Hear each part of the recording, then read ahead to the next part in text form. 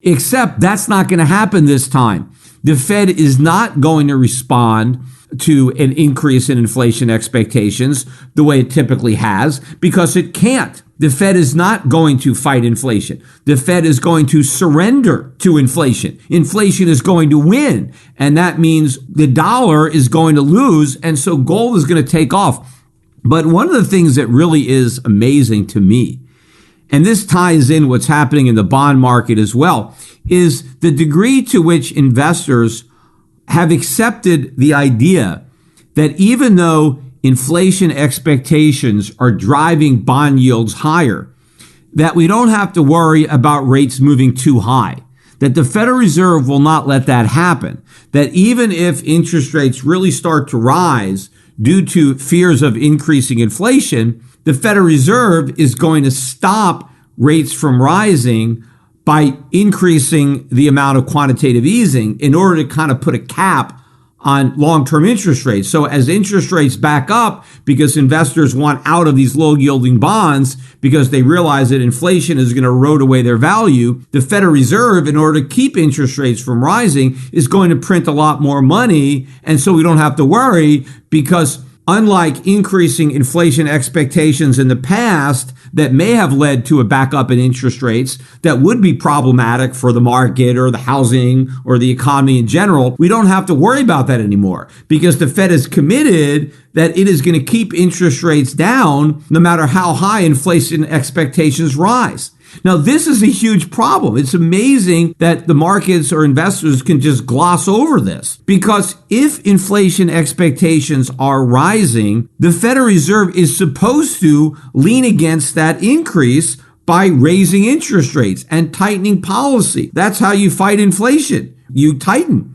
But if the Fed is going to respond to inflation by creating even more inflation, if the markets are worried about inflation, and because they're worried about inflation, they're selling treasuries, which is putting upward pressure on interest rates. If the Federal Reserve response to investors' concerns about inflation is to create more inflation, is to print even more money to prevent those increasing inflation expectations from bleeding over into higher interest rates, well, now investors are going to be even more concerned than they were before. The inflation expectations are going to get higher. So instead of dampening those expectations, the Fed is basically throwing gasoline on the fire.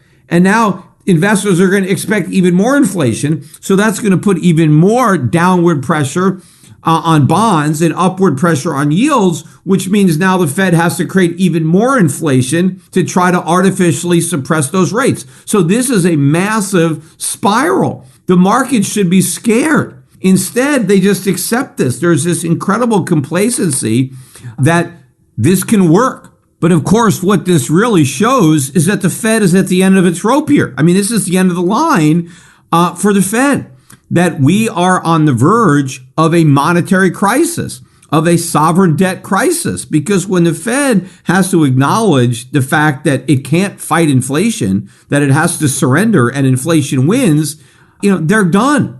I mean, they've been all bark and no bite when it's come to talking about their ability to fight inflation. But as long as they didn't actually have any inflation to fight, they can continue to bark. But now, when they actually comes time where they need to bite, because now you can see the building increase in these expectations. And it's not just people expecting more inflation. They're seeing it. They're experiencing it. They're watching prices rise. If the Fed just continues to play lip service to that, and in fact, now the markets don't even expect the Fed to bite. In fact, the Fed isn't even barking at this point. They're just accepting the increase in inflation. They're actually welcoming it. It's actually like this is good news that people expect more inflation. So we are setting ourselves up for just an implosion in the US dollar. And the media, the financial media, looking at all this information, seeing the dollar going down. And again, remember, everybody was bullish on the dollar when the year began. And certainly when COVID first started, people were expecting a flight to safety in the dollar. What was I saying? I was saying back then that that was a head fake, that what we were doing was decisively dollar negative. And now those predictions are panning out. And this decline for the dollar is just getting started. And the implications for the economy, for the markets, are ominous, yet everybody continues to whistle past this mother of all graveyards.